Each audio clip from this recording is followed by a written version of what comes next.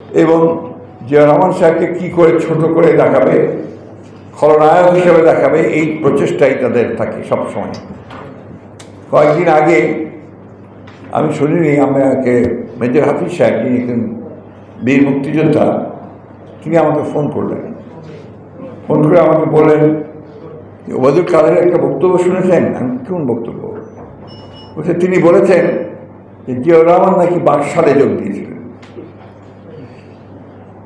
এই কথাটা কোথায় কবে উঠেছে কোন পত্রিকায় আমরা কেউ জানি না। তিনি বললেন যে আমি তখন জিয়া রহমানের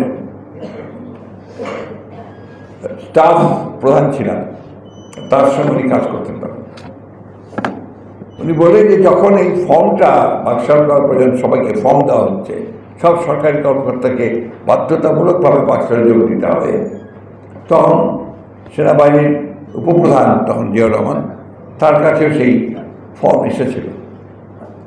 তো জিয়াউর রহমান সাহেব বাংলা খুব ভালো, আপনার বুঝতেন না অতটা, জটিল শব্দ হতো। তো উনি হাফিজ সাহেবকে এসে ওই কাগজে বলছে, হাফিজ দেখা তো এর মধ্যে কী আছে। তো হাফিজ সাহেব যখন তাকে বললেন, তাকে বললেন যে এটাতে বাকশালে যোগ দেওয়ার কথা। তো তুমি এক কাজ করো, তুমি ফর্মটা তোমার সবচেয়ে নিচের ফাইলটার নিচে রেখে দাও। অর্থাৎ তিনি বাকশালে যোগ দেননি। এই যে মিথ্যাচার, এই যে সারাক্ষণ সর্বক্ষণিকভাবে তাকে হেয় প্রতিপন্ন করার যে প্রচেষ্টা, এটার একটা কারণ আছে। কারণ হচ্ছে তাদের নেতা তাকে মনে করে তারা যে হয়তো জিয়াউর রহমানকে গুরুত্ব দিলে, তাকে মূল্যায়ন করলে তিনি খাটো হয়ে যাবেন। এই যে হীনমন্যতা আছে একটা। জিয়া রহমান সাহেব স্বাধীনতার ঘোষণা দিয়েছিলেন, একথা কেউ অস্বীকার করতে পারবেন না, কেউ না। যত বইপত্র যা কিছু আছে সব কিছু রিসার্চ করে দেখবেন যে ওই কথাটা হচ্ছে সবচেয়ে বড় সত্যি। এবং সেই ঘোষণার পরে কিন্তু জাতি ঘুরে দাঁড়িয়েছিল এবং তারা সেই লড়াইয়ে নেমে গিয়েছিল, যার ফলশ্রুতিতে আমরা দেখেছি যে মুক্তিযুদ্ধের পরে দেশ স্বাধীন হয়েছিল। আমি কথাটা এই জন্যই তুললাম যে আজকে এই কথাটা বলা আমার প্রয়োজন ছিল, যে বাকশালে যোগ দেওয়া। আপনারা যে বাকশাল করেছিলেন সেই ব্যাপারে কিন্তু খুব বেশি কথা বলেন না। 1972 থেকে 75 সাল, 74 সালে বাকশাল ঘোষণা করা, 75 বাকশাল ঘোষণা করার আগে পর্যন্ত এই দেশের অবস্থা আপনারা কোথায় নিয়ে গিয়েছিলেন, এটা তৎকালীন পত্রপত্রিকায় চোখ বুলিয়ে আপনারা পাবেন।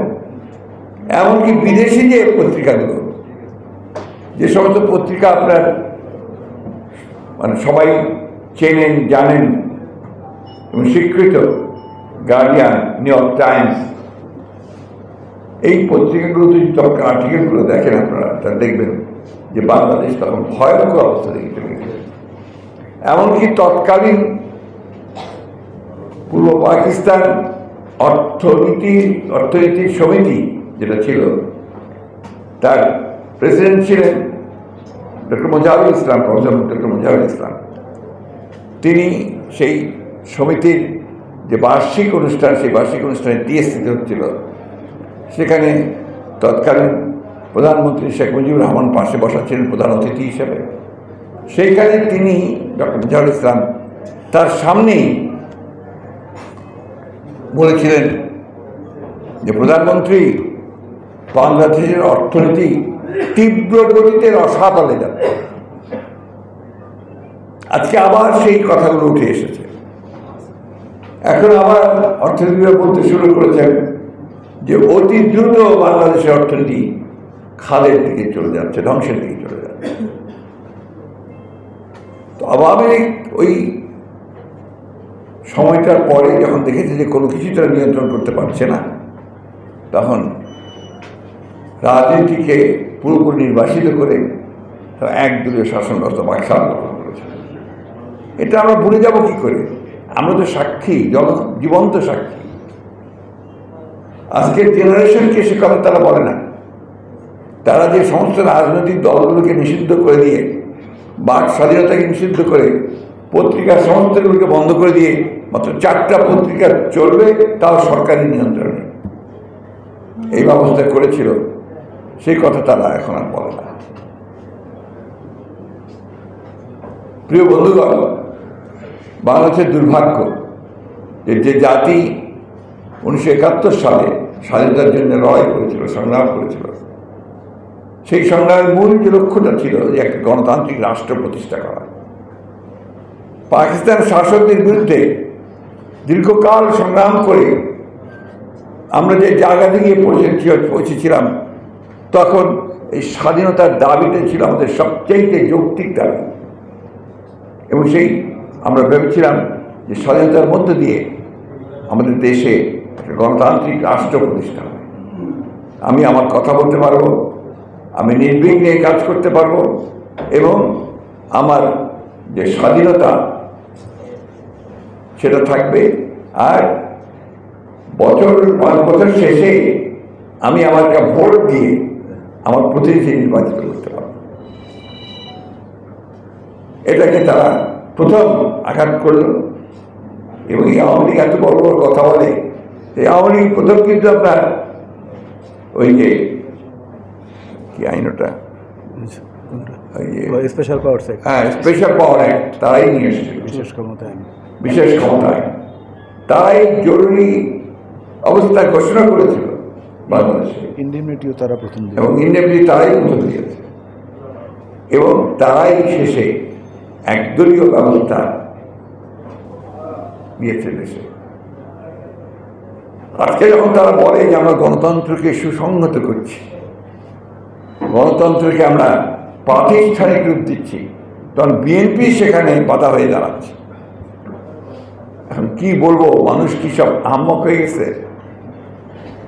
আপনারা করলেন, প্রথম দিকে যখন ক্ষমতায় ছিলেন তখন আপনারা রাজনৈতিক দলগুলোকে নিষিদ্ধ করেছেন, বহুদলীয় গণতন্ত্রকে শেষ করেছেন, আর সেই বহুদলীয় গণতন্ত্রকে ফিরিয়ে এসেছিলেন শহীদ প্রেসিডেন্ট জিয়াউর রহমান। আপনারা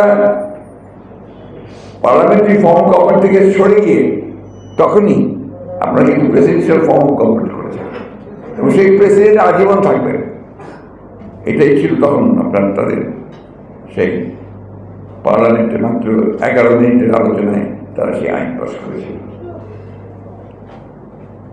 আজকে আবার দেখেন, আমি যে কথাটা সবসময় বলি, আজকে আবার সেই একইভাবে তারা একদলীয় শাসন প্রতিষ্ঠার জন্যে, বাকশাল তৈরি করার জন্য তারা কিন্তু প্রায় বহুদূর এগিয়ে গেছে।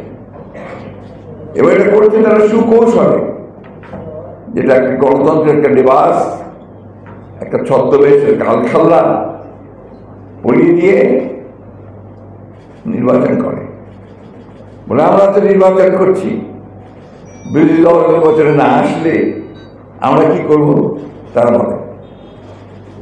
এমন নির্বাচন করছো যে দলে দেশের কোনো রাজনৈতিক দলই অংশগ্রহণ করতে চায় না। 63টা দল তার নির্বাচন বর্জ্য। একটা দলকে যারা কোনো রকমের রেখেছে, তাও তো কীভাবে রেখেছে আপনারা জানেন, বটোয়ারা দিয়ে, রুটি হালুয়া রুটি সব কিছু দিয়ে আসন বন্টন করে তাকে তারা রেখেছে। তারাও বলেছে, তখনও বলেছে, আবারও বলছে যে দেশে কোনো নির্বাচন হচ্ছে না। কাদের সাহেব কিন্তু তার আগে বলেছেন যে নির্বাচন হচ্ছে না, এখানে আওয়ামী লীগ যেভাবে চাইবে, সরকার যেভাবে চাইবে সেভাবে নির্বাচন হবে।